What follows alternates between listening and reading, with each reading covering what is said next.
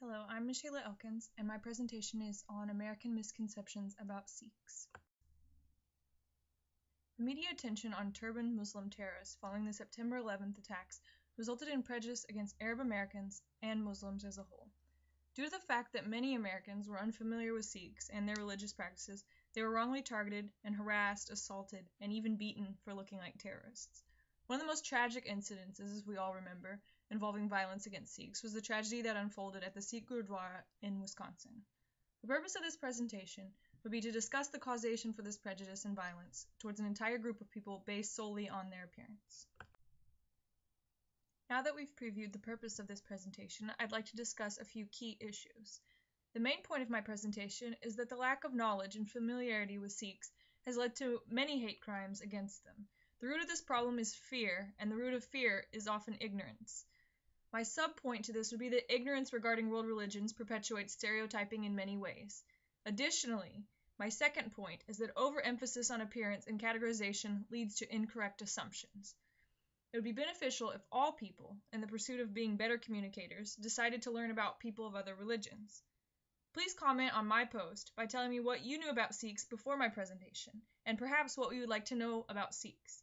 I'll try to get answers from my friends and respond back to each of you. Thank you for taking the time to view my presentation. Just for starters, and to get everyone up to speed and in the same point, I'd like to give you a mini history lesson on Sikhs and explain to you some of the core values of their religion. Sikh as a religion was founded in the state of Punjab in India in the 15th century.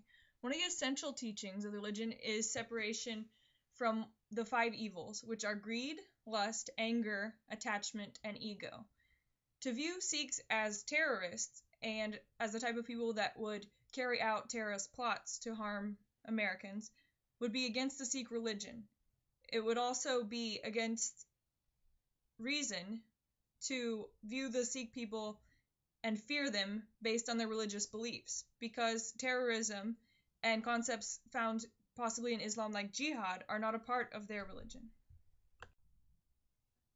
Getting back to my supporting point of ignorance regarding world religions perpetuating stereotyping, one point that I want to make is that not all Muslims are inherently terrorist. That's not the emphasis of my presentation, and that's not a point I want to focus on, but I also want to say that the extremists who carried out the terrorist acts are a minority in the Islamic religion. This would be like considering the radical Christians that protest soldiers' funerals, etc., as the norm, and that all Christians act like this. It's faulty reasoning, and it's oversimplification of a very complex problem. In our text, we learn about how people tend to classify things based on previous experiences. And it's easy to see that if one's only experience with people who wear turbans or other head coverings is exposure to images of international terrorists on TV, then they're likely to internalize this image and see that as the standard way of behaving for all turbaned people. In a snippet of my first-person interview was with Gurwinder Singh, a Sikh boy living in New York. He relays, this is a direct quote from him, that people bullied me on the bus and called me names. They asked me if I was related to Osama bin Laden. A few students held me down and pulled my turban off of my hair. And to put that into a familiar context, wouldn't it be seen as radically unacceptable if a group of Sikh children tore a cross necklace off of a Christian child and asked them if they were related to Charles Manson? This brings me to my second point, that overemphasis on appearance in terms of categorization leads to incorrect assumptions. Many people of many different ethnicities, nationalities, and religions all wear turbans. In my presentation, I've included photos and brief descriptions of each, if you'd like to take a moment to look at that.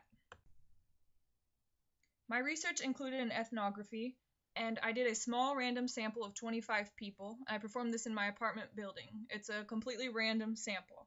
I showed them a picture of a Sikh person wearing their turban, and I asked them what religion they believed the person practiced. An overwhelming 13 people, which is more than half, said that the person pictured was Muslim. 10 people did not know or preferred not to respond. However, only 2 people correctly stated that the person was Sikh.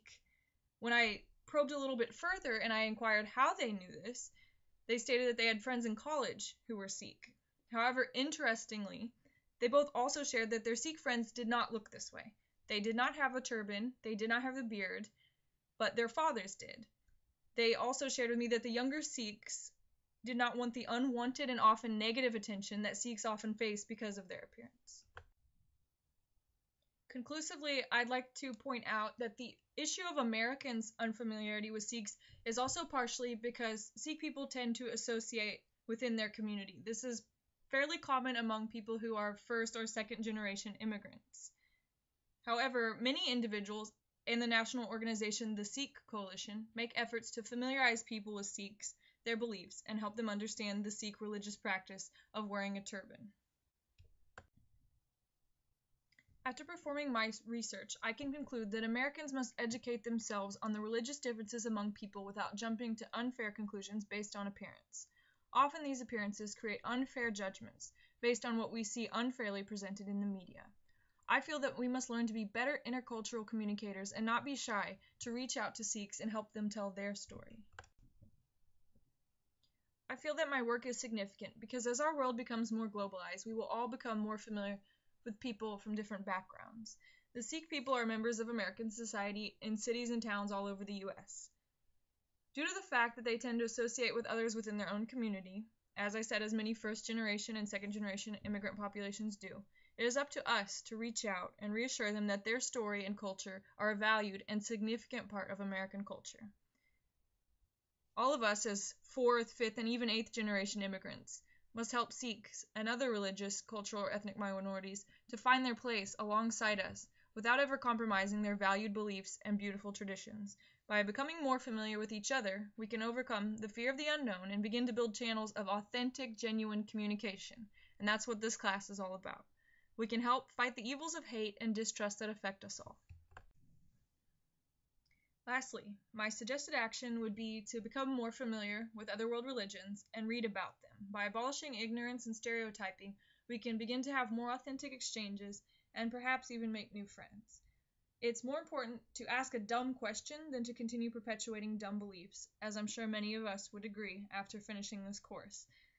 I think that we should all learn about the Sikh people by contacting the Sikh Coalition, and I'll provide the link for that on the next slide, or by reaching out to Sikhs in your workplace or on your school campus.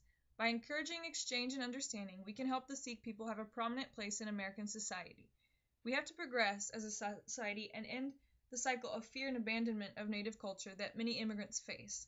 For Sikh people, this is an everyday reality.